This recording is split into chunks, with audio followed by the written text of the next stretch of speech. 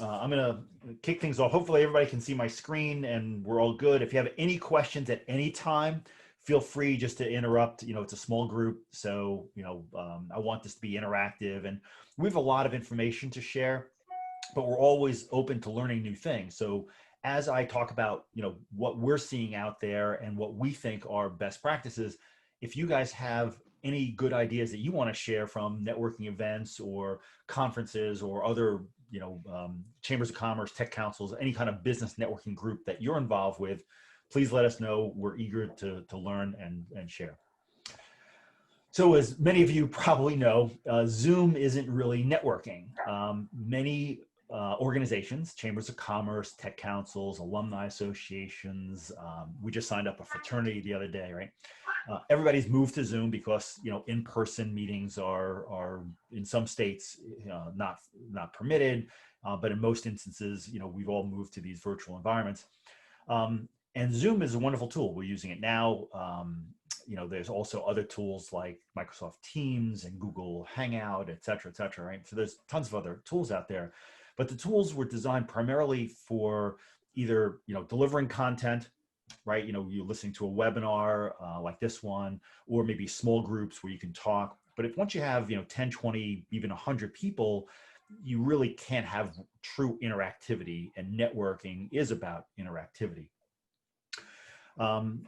The other big fallacy that a lot of organizations have is they say, all right, we want to try to recreate the in-person experience in a virtual environment. And it just doesn't work, right? Because if you think about what happens in-person networking environments, right? There's a tech council event that you're attending. It starts at noon. You show up a few minutes early, and you do that because you want to talk to some people, run into some new people, maybe run into some folks that you've already interacted with, that you know already, and catch up with them, right? You're there in part for the content.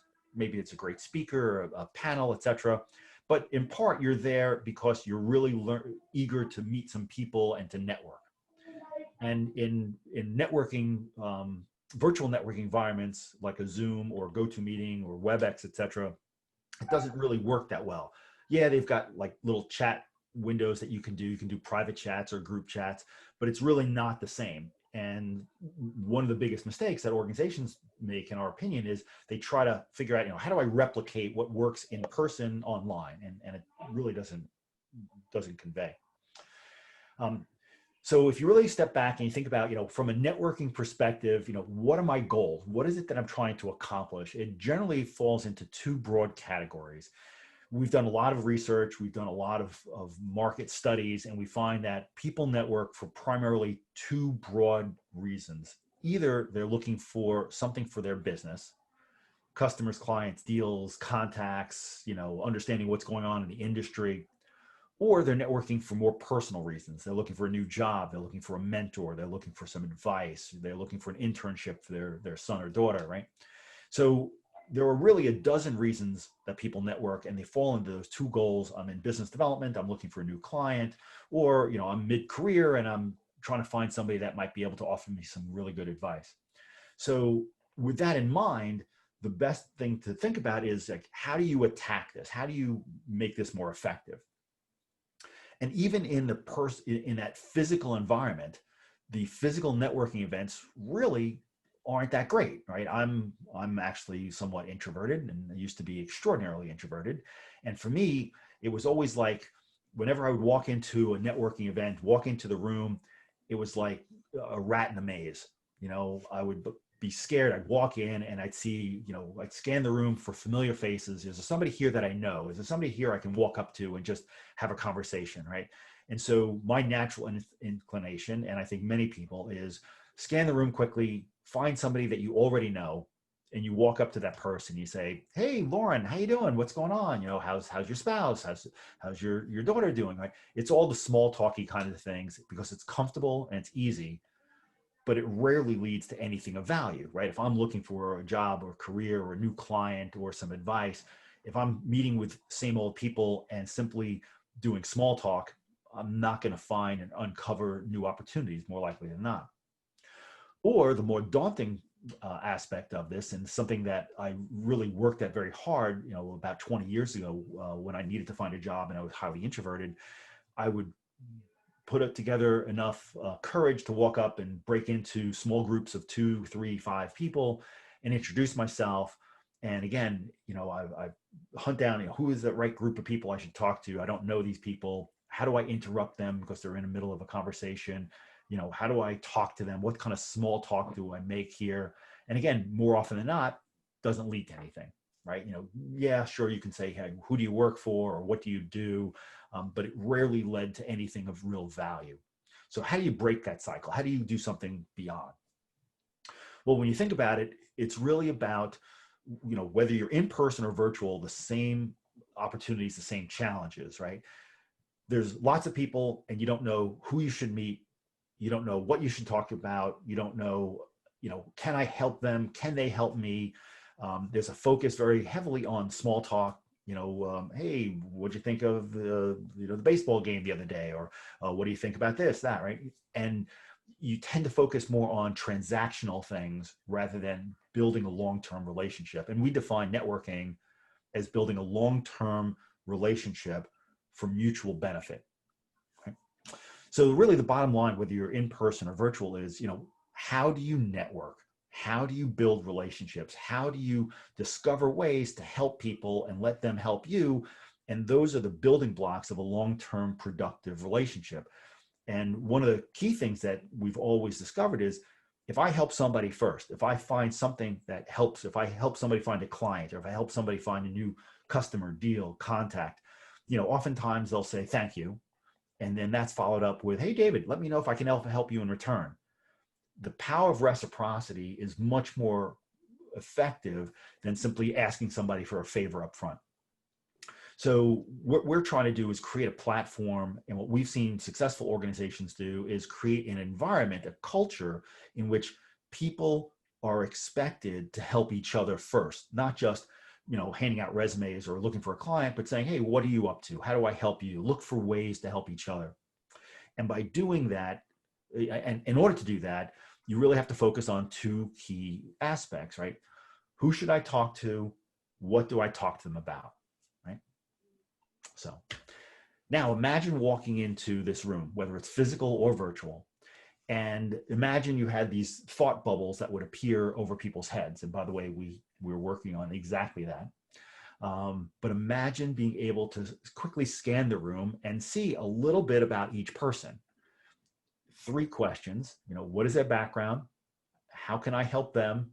How can they help me? Right? What are they looking for? What am I looking for? Right? What's the interactivity? If I can quickly scan the room, then I can walk up to that person, whether in person or, in the virtual environment or subsequent to the virtual environment, and say, hey, Rachel, you mentioned such and such. I know somebody that might be able to help you. Hank, you're an attorney that specializes in, patent law. Well, I know a couple of startups and maybe, you might want an introduction. So the idea is to have just enough information that gives you a vector, gives you a reason to reach out to that person, whether it's on that virtual call or later, in the day, or maybe it's the next day. Maybe during the virtual call, you say, hey, Hank, I see that you're an attorney. I might know somebody that can use your expertise. Let's follow up next week, right? So it's just a matter of a teaser that gets you started with that person. And that's what Treble's all about. So I'm going to show a quick demo of Treble just to give you a sense of what we're trying to jumpstart. But while I cue that screen share up, I'll pause to see if there are any other questions, comments, thoughts, things like that. Yeah, Dave. Yep. There's LinkedIn has something called Sales Navigator. Mm-hmm. Are you familiar with that? Yep, absolutely. Yeah. Are there commonalities with that, or things that you do differently or the same? Or yeah, great question, right? So Salesforce, LinkedIn, the way we typically describe LinkedIn, and again, it's a wonderful platform. People use, hundreds of millions of people use it around the world, right? Many people typically use it as a marketing platform. It's a way to connect to thousands of people and get a message out. I'm guilty, just as many of you, I'm sure, are. Even though I don't accept every inbound request, I get requests from tons of people. And again, we did a lot of market research that found that in general, more than a third of your connections on LinkedIn are people that you've never ever even interacted with, right? And you probably Right. never will, right? But it's like, oh, it doesn't hurt to connect, right? Exactly. And then many people use LinkedIn as a self-promotion tool. Hey, I just won this award. Hey, my company is great. Hey, we just opened this office. I'm launching a new service, right? So the idea on LinkedIn is great. It's marketing at the heart of it, and organizations and people do market these days, and that's fine. But we view networking as different. Networking is more one-on-one. Networking, or we like to think of it as one-on-one to one, right? The power of three. I introduce Neil to Will. Neil refers some business to me because he knows a chamber of commerce that's looking for a platform. So that's more personal. It's more intimate. It's a stronger relationship. And so Sales Navigator is a great tool, and a lot of people use it if they want to blast out or meet tons of people, or they're looking for find me CEOs in software in the Baltimore, Washington region. So you can do these broad searches, and that's fine. But we view networking as, imagine you had a need, and you're not going to broadcast it out to the whole world, because if you do, more likely than not, you'll end up with a lot of garbage, a lot of people just trying to sell you stuff, right?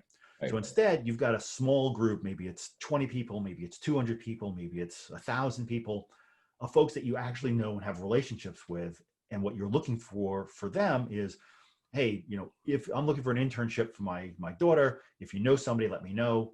And so the quality is really high when somebody that reaches back to you and says, hey, Neil, you mentioned such and such, I know somebody. The quality is going to be much higher, as opposed to, in a marketing sense, when I get those inbound requests from LinkedIn people, it's like, it's extraordinarily rare that it ever leads to anything. So thank you. That actually it helps me understand the differences now from a marketing versus. So the other question I have for you, though, is you mentioned that, this is intentional in its networking, and it's more about relationship building than it is transactional. That's right. But it sounds like it takes a transactional or commonality or something to trigger the longer term relationship. Mm-hmm. Is that the concept? Yeah. So I guess the idea is, what is a business relationship? What is any relationship, right? It's a series of interactions over time. It's developed trust. It's a shared set of goals or awareness or a willingness to help those people. Total stranger comes up to me and says, hey, I'm looking for, a good lawyer, right? I don't really know this person. Am I going to, refer somebody who I know well, like Eric Orlinsky? I know you know Eric. Yeah. Am I going to refer this total stranger to Eric? What if this person just wants to sell him life insurance or whatever, right? It's like, I don't know this person, so it's kind of awkward. But over time, I get to know the person and develop a relationship, and I go, oh, I think this is a really good person. I definitely want to introduce him to my good friend Eric. I think there might be a relationship there, right? That's really the difference. And so what we're trying to figure out and build is a platform that allows individuals to leverage their network, and for organizations to build a community by which people are actively helping each other. And when you do that, suddenly you have an army of people that have your interests at heart. So, I'll pick on Norris for a moment. So I know Norris a little bit, and I know what he's about. And he's a wealth advisor. He's always looking for people that he can assist with his knowledge and expertise. So as I run into people that can help, that could benefit from his expertise, I'll be happy to make referrals to Norris. If Norris builds relationships with dozens and dozens of people, and I'm sure he has, then each of us is a mini advocate for Norris. So if you're a Chamber of Commerce, Tech Council, alumni group, any kind of business networking organization, and each of the members know enough about the other members that they become advocates, then that individual member has dozens or scores, hundreds maybe, of other people that are actively looking and listening and trying to help that person find new clients and deals and customers. And that's the power of networking. That's what we're trying to do. Right. Got it. Got Cool. it. Thank you. Sure. No, good question. And again, anytime you guys have any questions whatsoever, I'm going to do a brief demo, and then I'm going to have just a couple of slides wrap up and then open up for other questions and thoughts. So here it is. Here's just a small piece of Treble in action, just to give you a sense of what we do when we host and we help organizations. In fact, later this afternoon, the Howard County Chamber of Commerce has a young professionals networking event that they're using Treble for. So we're honored to be part of their group. And they'll have something similar to this. They've got some speakers, they've got some sponsors, and then there'll be just heavy networking. And so what they'll be doing is something similar to this. They'll have a welcome. They may or may not share some success stories. I haven't looked at their agenda yet. I don't know if they have those or not yet. But then they'll have, I think, 2 rounds of interviews, of introductions, not interviews, 2 rounds of introductions where they'll break out into separate rooms. Let's say they have 36 people and they break out into 3 rooms of 12. In each of those different breakout rooms, each person will have, let's say, 1 minute to give a quick introduction of who they are, answering those 3 questions. You'll see it in a moment. At the end of those 12 minutes, there might be a little bit of a general discussion. Hey folks, we want to talk about upcoming events, or what experiences have you had networking in COVID? What's worked for you well? What hasn't worked for you? How have you changed your business development strategies? Some open-ended discussion questions. At the end of about 15 minutes, they'll come back into the main room, mix up, then get separated out into a different group of 12 people. There'll probably be a few common folks. Again, second round of introductions. Maybe there's another prompt or question at the end of that, and then pulled back into the main room for some wrap-ups and et cetera. So that's how they're going to be doing this in order to try to look for ways for individuals to help each other. When they get to the individual profiles, the actual introductions, they'll be using Treble's Meeting Manager tool. And it looks very similar to those bubbles. I'll just pull up my profile really quick. It'll look something similar to this. We've put in a shot clock, and you can set it to 1 minute, 30 seconds, whatever time that people want. And that helps keep things on track, because as we all know, sometimes some people have a tendency to drone on and on and on. And I'm just as guilty as I guess many people. So you can set the clock, click the timer, and then at the end of that allotted time, it goes blank. And I'll show you what it looks like. And during that time where each individual gets their moment to introduce themselves, they really are going to focus on 3 questions. What is your background? How do you help others? And what are the wishes that you have? What is it that you're looking for? So you can see how it blanked out. I'll just refresh here so you can see what the screen is. And so the idea is, don't give me your whole life. If you've got 1 minute, you're not going to give me your whole life story. Take 10 or 20 seconds just to give me a ballpark. Are you in software? Are you in sales? Are you in manufacturing? Are you, what is your general industry? And give a quick overview of your background. If you explain to people what you can do to help others, like I like to talk about, how I went from introvert to master networker. I love helping other people now learn how to network more effectively and offer free. I used to meet people at coffee shops and say, hey, let's sit down. I'd be happy to make some intros for you, or tell you how I got through my fear of meeting people, et cetera. And then here are a couple of wishes that I have. And so we quickly go around the room. Everybody's got their 30 seconds or 1 minute. It gives you a sample of each person. Take some notes, take a screenshot, or on Treble, you're able to follow up and see all these people's wishes and their backgrounds, and then start making those introductions, start helping others. And this will be over in a few minutes. Hey, Norris, you're not on mute. Sorry. No problem. So, the idea is just to quickly sample people like a smorgasbord. And now I have a vector. Now, when I look at other people's profiles, like here's Lauren's, I can see a little bit about Lauren, and now I know to reach out to Lauren, and I have a couple of ideas of who I can introduce her to or what I should be talking to her about. And it's a way of building relationships. It's all about looking for ways to take those small incremental steps of interactivity that lead to a long-term trust relationship where she's looking for ways to help me and I'm able to continually help her as well. So that's what Meeting Manager is in a nutshell. The other thing that we have for organizations is a whole dashboard. And I'll bring this up really quickly just to give you a sense of that, because many times organizations will struggle. What we've seen is oftentimes when you're the leader of a chamber of commerce or tech council, you'll tout the number of events that you host and the number of members that show up. Last year we had 14 events and on average, 52 people showed up. That's great, but there are more networking organizations than there's time in a day, and there are more events than you can possibly attend. So really what members look for is, which organization should I join? And one of the nice things, and again, I'm not going to go through a full demo, but one of the nice things that Treble provides is a dashboard that, amongst other things, shows how much actual networking is going on inside your organization. How many introductions are being made? How many referrals are being made? How many wishes are being posted? What types of wishes? What are your members looking for? How are your members helping each other? And by using that information, organizations can then inspire their community to be more altruistic, to be more active.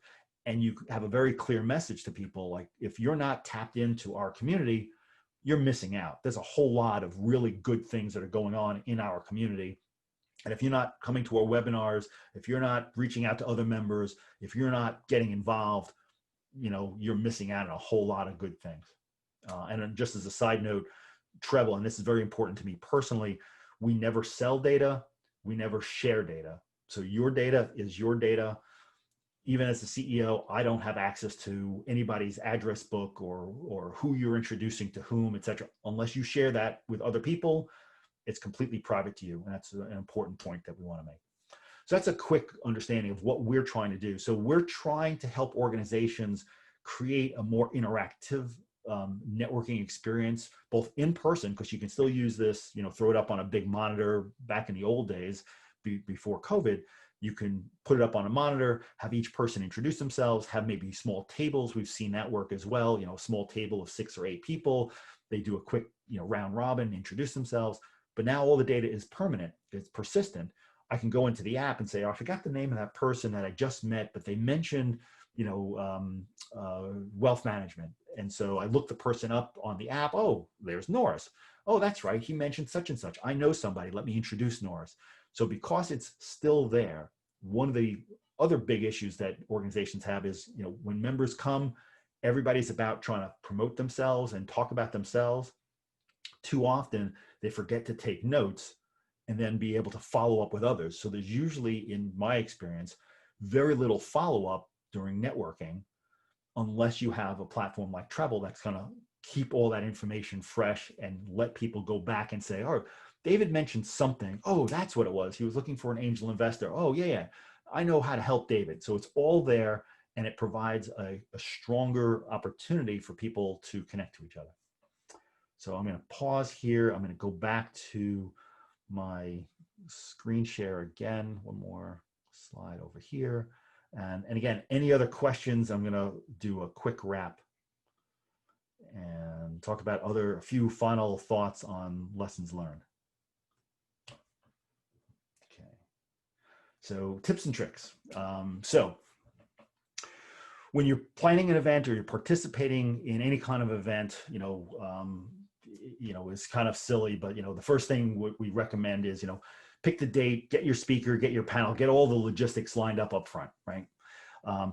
Get an agenda lined up quickly, early, right? How much time are you going to dedicate to networking? Are you going to have 1 round of networking, 2 rounds of networking? How many people are you going to have? Do you expect?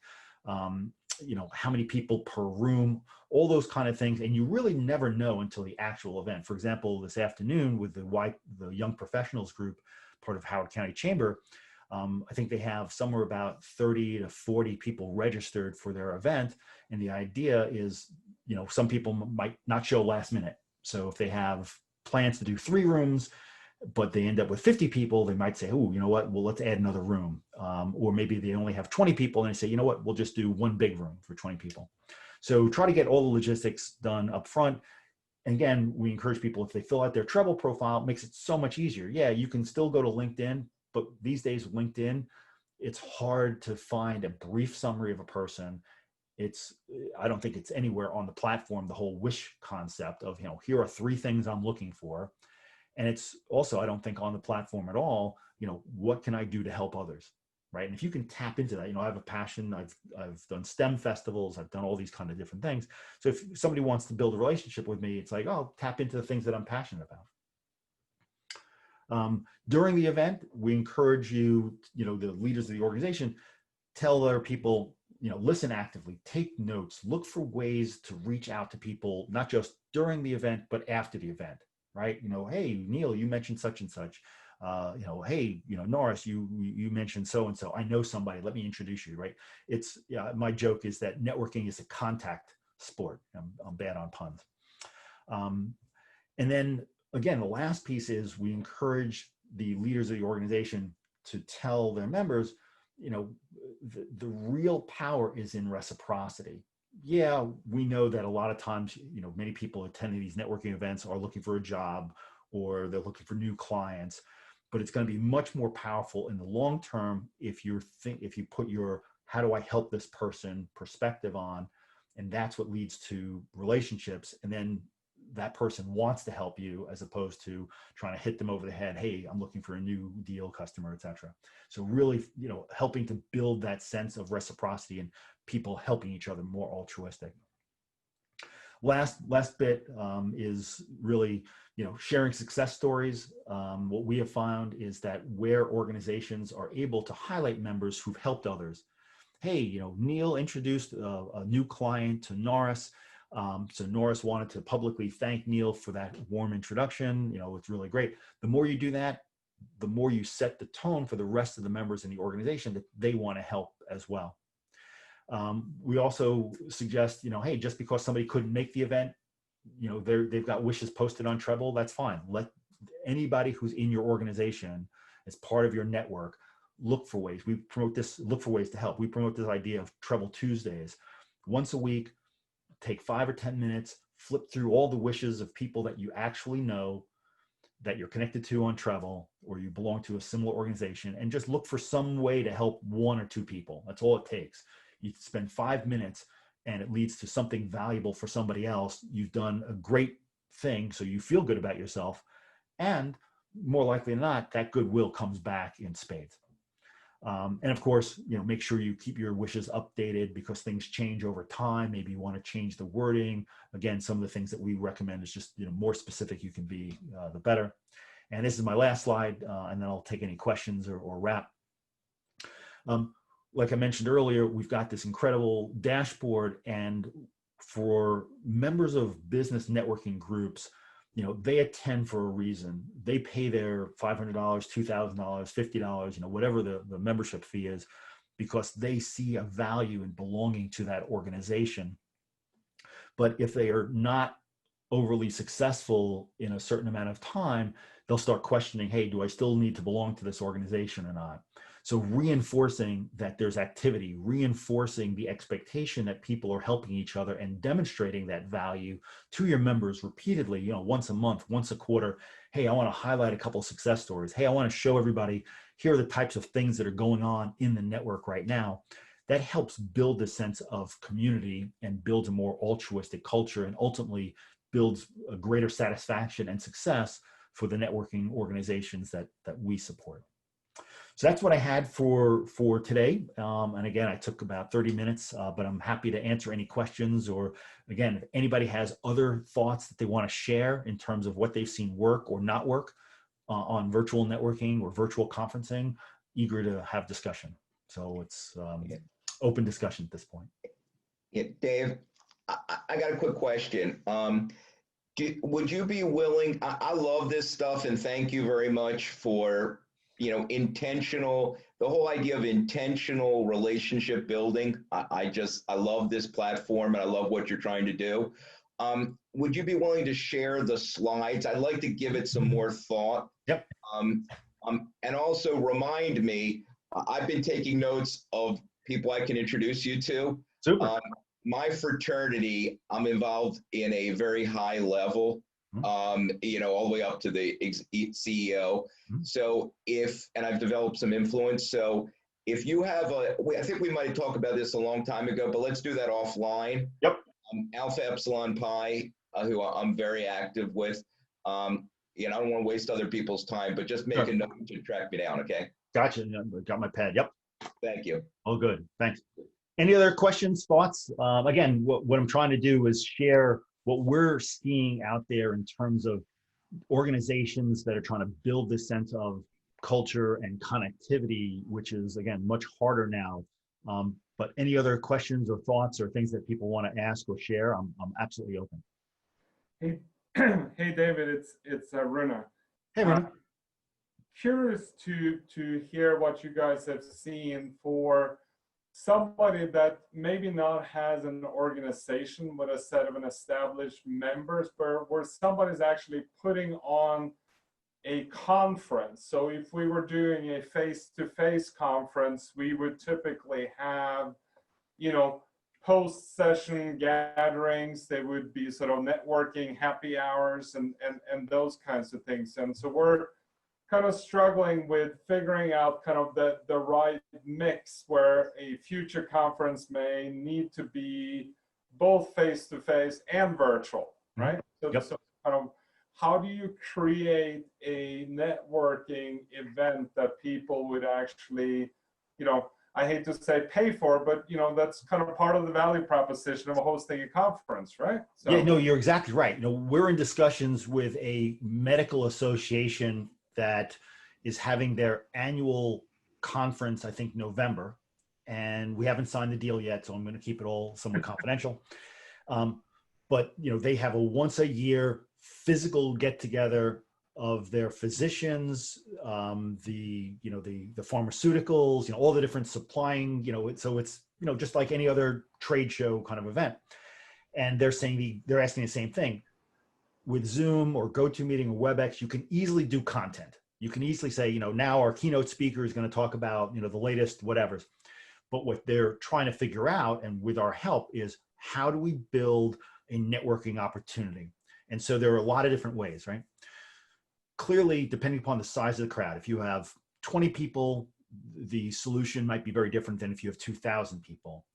But what you can do is either segment by geography, segment by industry, segment by interest, right? And we've seen this in organizations as well, where you might have a Zoom session where you have breakout rooms and you say, people who are interested in Baltimore, that's breakout room 1, Washington, breakout room number 2, right? New York, breakout room 3.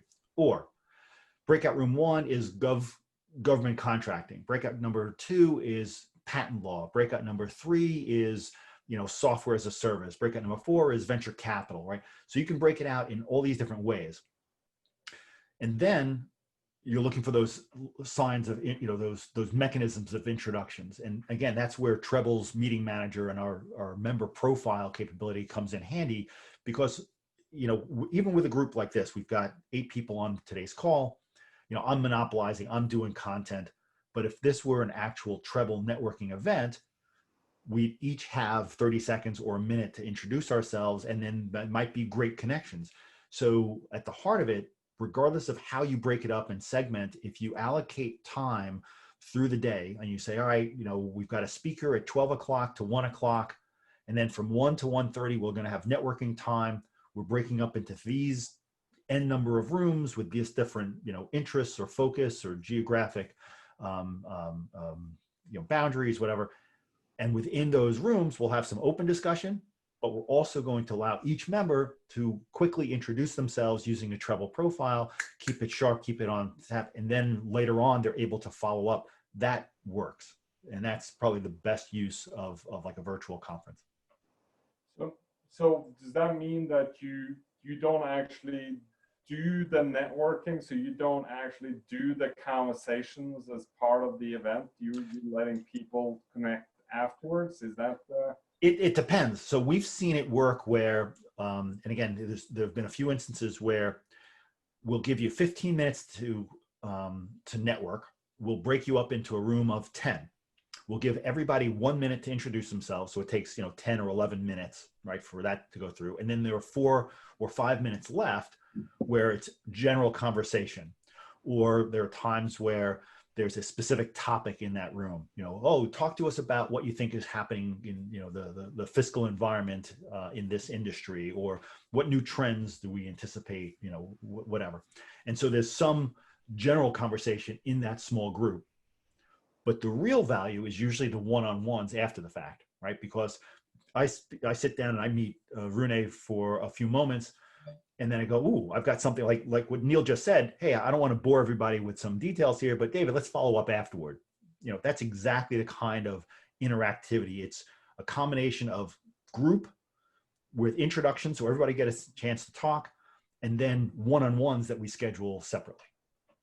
Yeah, I think it's interesting. So the conference in mind here is sort of, the challenge is that when you have a lot of participants who's maybe not necessarily networking for a business purpose, meaning it's not necessarily part of their job, but they're coming to a conference to sort of exchange ideas and learn from other people's experiences. So let's say it's a conference about safety, right? So my fear is that once the people leave the conference, is that the energy around networking will quickly fall by the wayside, and people won't necessarily take the advantage of the connections unless you can do something more in the moment, right?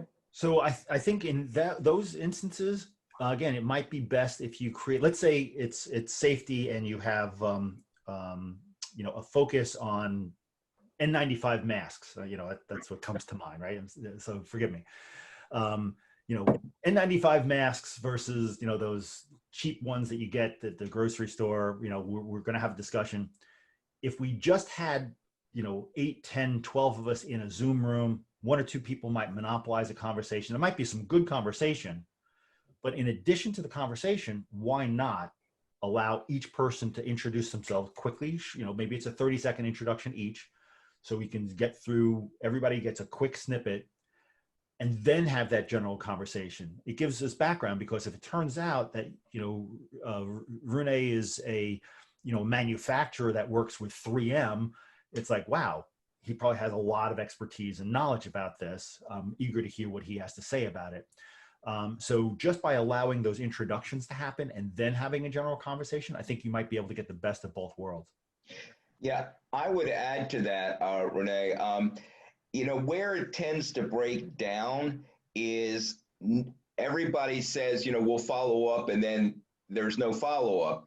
So, David, if there was a way that there could be some accountability, where something as simple as technology that allows notes to be taken and everybody sees, because for me, I love meeting people, and I'll go make 5 or 6 contacts, and then my world happens again and I never get back to them.